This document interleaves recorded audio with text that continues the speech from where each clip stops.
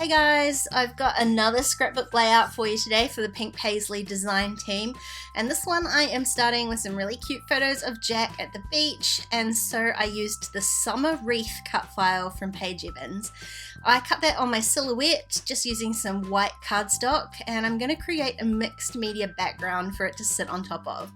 So I have grabbed some Lindy's magical powders and I'm just tapping out a little bit onto my heavyweight white cardstock, and then I'm gonna activate those powders by just tapping a little bit of water onto them.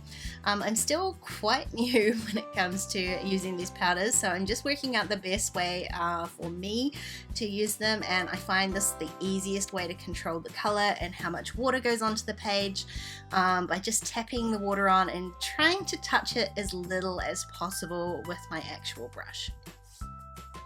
This color is called Time Travel Teal, and I am going to add a little bit of Afternoon Delight denim at the end of this as well. So basically what I'm doing is mimicking that wreath shape, and I'm just applying the color in a really rough circle. I didn't draw a line or have any sort of mask, I'm just eyeballing it, but what I want is to have some of this color in behind the cut file when it sits on the cardstock. So most of the page will be white, but there will be pops of color, and it will help to give that cut file a little bit more texture in behind it. So I just carried on with that process for a considerable amount of time. Just keep playing with it until it looks how you want it to look. That does take me a little bit of time, and then as you can see here, I'm adding that second color just to get a little bit more of a deeper blue rather than that teal color. I do end up mixing the colors with my brush a little bit, and then I just let the thing dry. I'd love to say I was patient enough to let that happen on its own, but I do take it away and go and hit it with a hairdryer just to speed up the process a little bit. Now I've got my cut file placed on top of my background, and to attach that, here's a really easy trick for you without having to glue all these little pieces down. I just ran it through my sewing machine. So I sewed 3 or 4 little circles, grabbed as much of that cut file in those stitches as I could, and that was a really simple way to attach a pretty intricate cut file onto a background. Now I've got this really messy, textured, cut filey layered background, and I kind of want to offset that by having a really structured grid layout to my photos. So I have trimmed those all down, and I'm going to add a little bit of craft foam in behind each one of them just to give them a tiny amount of dimension. I've got 6 little photos here, and when I'm laying them out, I just wanted to make sure I had a nice mix of close-ups and sort of middle distance photos rather than having them all grouped in one place. So I've grabbed my alpha guide, and I'm going to create my title using the alphas from Indigo and Ivy. They're a beautiful blue color. They're going to match with the color scheme of this layout, which will end up being pretty monochromatic, and they're a nice slim alpha. I just want to put them on my ruler guide here so that I can make sure it's all straight, but also so I can work out where I want this title before I actually go ahead and place it on the page. So this is my idea, and I think it works nicely. So now I'm just going to go through the ephemera pack from the Horizon collection and pull out any little blue pieces. I haven't quite decided which ones I'm going to use yet, but I do want to try and keep this layout as monochromatic as possible, so I am just going through and picking out the blues. It's a tiny bit difficult because I have already used this pack before, so I don't have everything in there, but you can see I did manage to find a few little pieces that I can tuck in and around my page. Now, to get this layout nice and structured and make sure everything is centered and laid out appropriately, I am going to use my T-square ruler. I'm just lining up my photos, so I'm starting with the middle photo, making sure that's in the middle of my ruler there, and then I can add the photo to each side before I flip the layout around and repeat the same process at the top. That way I'm getting my grid of photos totally centered on the page and perfectly aligned with each other.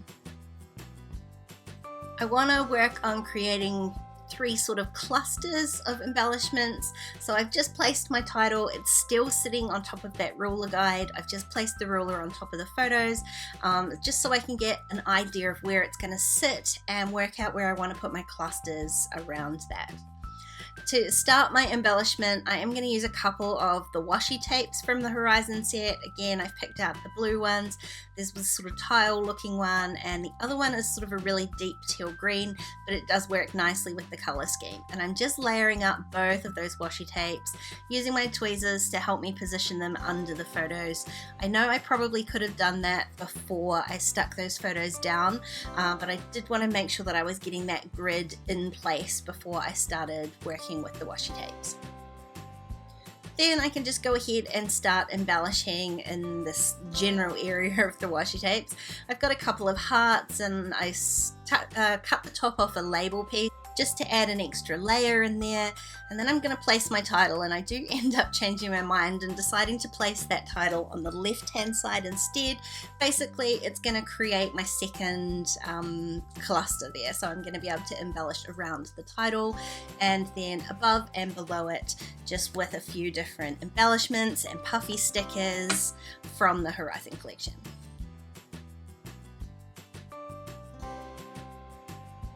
I wanted to add a few more smaller embellishments to this layout, so I went and grabbed the enamel stickers, they're little beautiful hearts, and a sequin mix from the Indigo and Ivy collection, and I'm placing these tiny hearts around the page. You can see I've already got a pretty good collection of hearts going from the Horizon collection, so I am just adding to that with these smaller enamel pieces, and as I go I'm going to change my mind about where I want to place things. I've got a couple of larger hearts onto the right hand side here of the page, which I decide to move over to the left just to give me a little bit more room for some journaling. I'm going to plan on writing my journaling in the middle next to my title here, so I just moved those embellishments over to the left just to kind of create a bit more structure to those three different clusters, and you can see how much of a difference that makes here. Now the last thing I want to do embellishment wise is to add some sequins. I'm going to do that using some multi-matte medium. I'm just placing a few sequins around those sort of clusters. I love the sparkle it gives it. To me it's very beachy, that sort of sandy sparkle look that these few sequins give. I'm just using a couple of darker blue ones and then some very sort of pale gold ones that came from the Indigo and Ivy collection, and I just love that little touch it has. I sprinkled a few around the page and then I just kind of dip them into the glue with my tweezers and then place them onto the paper. I love that multi-matte medium for gluing down sequins because it dries matte. If any glue does sort of escape from under the sequin, it just blends in with the paper really nicely.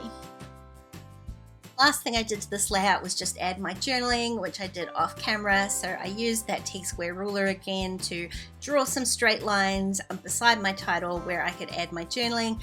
I did that in a gold gel pen just to keep the color scheme really consistent. If you enjoyed this video, please give it a thumbs up and don't forget to subscribe to my channel if you haven't already. If you want to keep watching, there are a couple more videos on screen. Otherwise, I'll see you next time. Bye guys.